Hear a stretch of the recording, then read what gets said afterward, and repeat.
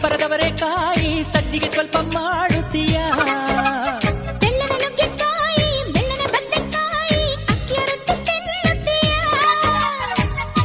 Hello friends, welcome back to our YouTube channel. Friends, ಇವತ್ತಿನ ವ್ಲಾಗಲ್ಲಿ ನಾನು ಮಲೆನಾಡಿನಲ್ಲಿ ಮಾಡುವಂತಹ ತುಂಬಾ ಟೇಸ್ಟಿ ಮತ್ತು ಹೆಲ್ದಿ ಆಗಿರುವಂತಹ ಹಾಗೆ ಈಸಿ ಬ್ರೇಕ್ಫಾಸ್ಟ್ ಆಗಿರುವಂತಹ ಮಸಾಲ ಅಕ್ಕಿ ರೊಟ್ಟಿ ಮಾಡುವ ವಿಧಾನವನ್ನು ತೋರಿಸ್ಕೊಡ್ತಾ ಇದ್ದೀನಿ. ಈ ರೊಟ್ಟಿಗೆ ನಾನು ಮುಖ್ಯವಾಗಿ ಬಳಸೋದು ಸಬ್ಬಸಿಗೆ ಸೊಪ್ಪು. ಸಬ್ಬಸಿಗೆ ಸೊಪ್ಪು ಆರೋಗ್ಯಕ್ಕೆ ತುಂಬಾ ಒಳ್ಳೆಯದು. ಬನ್ನಿ ಆರೋಗ್ಯಕರ ಮಸಾಲ ರೊಟ್ಟಿ ಹೇಗೆ ಮಾಡೋದು ನೋಡೋಣ.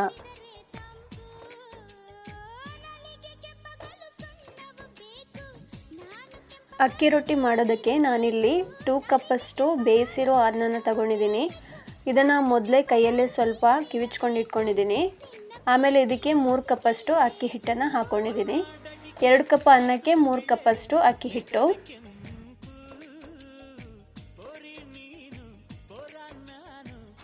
ಅಕ್ಕಿ ಹಿಟ್ಟು ಹಾಕೊಂಡ್ಮೇಲೆ ರುಚಿಗೆ ತಕ್ಕಷ್ಟು ಉಪ್ಪನ್ನು ಹಾಕ್ಕೊಂಡಿದ್ದೀನಿ. ಆಮೇಲೆ ಇದಕ್ಕೆ ಒಂದು ದೊಡ್ಡ ಸೈಜ್ ಈರುಳ್ಳಿಯನ್ನು ಸಣ್ಣದಾಗಿ ಕಟ್ ಮಾಡ್ಕೊಂಡು ಹಾಕೊಳ್ತಾ ಇದ್ದೀನಿ. ಈರುಳ್ಳಿ ಹಾಕೊಂಡ ನಂತರ ಇದಕ್ಕೆ ಅರ್ಧ ಕಟ್ಟು ಸಬ್ಬಸಿಗೆ ಸೊಪ್ಪು, 2 ಹಸಿಮೆಣಸು, ಸ್ವಲ್ಪ ಕರಿಬೇವು, ಸ್ವಲ್ಪ ಕೊತ್ತಂಬರಿ ಸೊಪ್ಪು ಎಲ್ಲನೂ ಸಣ್ಣದಾಗಿ ಕಟ್ ಮಾಡಿ ಹಾಕೊಂಡಿದ್ದೀನಿ. ಆಮೇಲೆ ಸ್ವಲ್ಪ ಜೀರಿಗೆನೂ ಹಾಕೊಂಡಿದ್ದೀನಿ. ಇವೆಲ್ಲ ಹಾಕೊಂಡ ನಂತರ ಹಾಗೆ ಕೈಯಲ್ಲೇ ಮಿಕ್ಸ್ ಮಾಡ್ತಾ ಇದ್ದೀನಿ. ನೀರನ್ನು ಯೂಸ್ ಮಾಡ್ತಾ ಇಲ್ಲ ಇವಾಗ ನಾನು, ಹಾಗೆ ಕೈಯಲ್ಲಿ ಮಿಕ್ಸ್ ಮಾಡ್ಕೊಳ್ತಾ ಇದ್ದೀನಿ. ಆಮೇಲೆ ಇದಕ್ಕೆ ಸ್ವಲ್ಪನೇ ನೀರು ಹಾಕ್ಕೊಂಡು ಮಿಕ್ಸ್ ಮಾಡ್ತಾ ಇದ್ದೀನಿ. ಇವಾಗ ನೋಡಿ, ಸ್ವಲ್ಪ ನೀರು ಹಾಕ್ಕೊಂಡು ಮಿಕ್ಸ್ ಮಾಡ್ತಾ ಇದ್ದೀನಿ. ನೀರು ಜಾಸ್ತಿ ಹಾಕ್ಕೊಳ್ಬಾರ್ದು. ನೀರು ಜಾಸ್ತಿ ಹಾಕ್ಕೊಂಡ್ರೆ ಅಕ್ಕಿ ರೊಟ್ಟಿ ಚೆನ್ನಾಗಿ ಬರಲ್ಲ. ಇವಾಗ ಅಕ್ಕಿ ರೊಟ್ಟಿ ಮಾಡೋದಕ್ಕೆ ಹಿಟ್ಟನ್ನು ರೆಡಿ ಮಾಡಿದ್ದೀನಿ. ಅಕ್ಕಿ ರೊಟ್ಟಿ ಮಾಡೋದಕ್ಕೆ ನಾನು ಈ ಥರ ಪ್ಲಾಸ್ಟಿಕ್ ಯೂಸ್ ಮಾಡ್ತಾ ಇದ್ದೀನಿ. ಇವಾಗ ಅಕ್ಕಿ ಹಿಟ್ಟನ್ನು ಉಂಡೆ ಮಾಡಿ ಇದನ್ನು ಪ್ಲಾಸ್ಟಿಕ್ ಮೇಲೆ ಇಟ್ಟು ತಟ್ತಾ ಇದ್ದೀನಿ.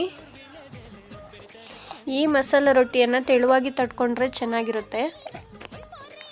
ನೋಡಿದ್ರಲ್ಲ, ಈ ಥರ ರೌಂಡ್ ಶೇಪಿಗೆ ಮಸಾಲ ರೊಟ್ಟಿಯನ್ನು ತೆಳುವಾಗಿ ತಟ್ಕೊಳ್ಬೇಕು. ರೊಟ್ಟಿನ ತಟ್ಕೊಂಡಿದ್ದಾಯಿತು. ಇವಾಗ ತವಾನ ಬಿಸಿ ಮಾಡ್ಕೊಳ್ತಾ ಇದ್ದೀನಿ.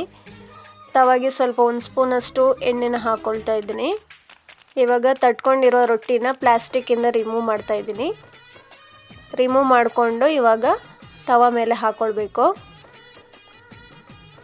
ತವ ಮೇಲೆ ಹಾಕೊಂಡ್ಮೇಲೆ 1 ಸ್ಪೂನಷ್ಟು ಎಣ್ಣೆನ ರೊಟ್ಟಿ ಮೇಲೆ ಹಾಕ್ಕೊಳ್ತಾ ಇದ್ದೀನಿ. ಇವಾಗ ಇದನ್ನು 2 ಸೈಡು ಚೆನ್ನಾಗಿ ಬೇಯಿಸ್ಕೊಳ್ಬೇಕು. ಕ್ರಿಸ್ಪಿಯಾಗಿ ಬೇಯಿಸ್ಕೊಂಡ್ರೆ ಟೇಸ್ಟಿಯಾಗಿರುತ್ತೆ. ಈ ಥರ ರೊಟ್ಟಿನ 2 ಸೈಡು ಚೆನ್ನಾಗಿ ಬೇಯಿಸ್ಕೊಳ್ಳಿ. ಗ್ಯಾಸನ್ನು ಮೀಡಿಯಮ್ ಫ್ಲೇಮಲ್ಲಿ ಇಟ್ಕೊಂಡು ಸ್ವಲ್ಪ ಎಣ್ಣೆನ ಯೂಸ್ ಮಾಡಿಕೊಂಡು ರೊಟ್ಟಿನ 2 ಸೈಡು ಚೆನ್ನಾಗಿ ಬೇಯಿಸ್ಕೊಂಡ್ರೆ ಮಸಾಲ ರೊಟ್ಟಿ ರೆಡಿಯಾಗುತ್ತೆ.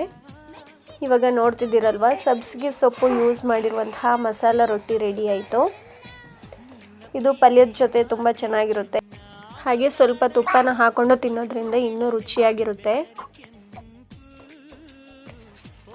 ನೀವು ಒಂದ್ಸಲ ಮನೇಲಿ ಇದನ್ನು ಟ್ರೈ ಮಾಡಿ. ವಿಡಿಯೋ ಇಷ್ಟ ಆಗಿದರೆ ಒಂದು ಲೈಕ್ ಮಾಡಿ. ಹಾಗೆ ಇನ್ನೂ ಯಾರು ನನ್ನ ಚಾನಲನ್ನು ಸಬ್ಸ್ಕ್ರೈಬ್ ಆಗಿಲ್ಲ, ಪ್ಲೀಸ್ ಸಬ್ಸ್ಕ್ರೈಬ್ ಆಗಿ.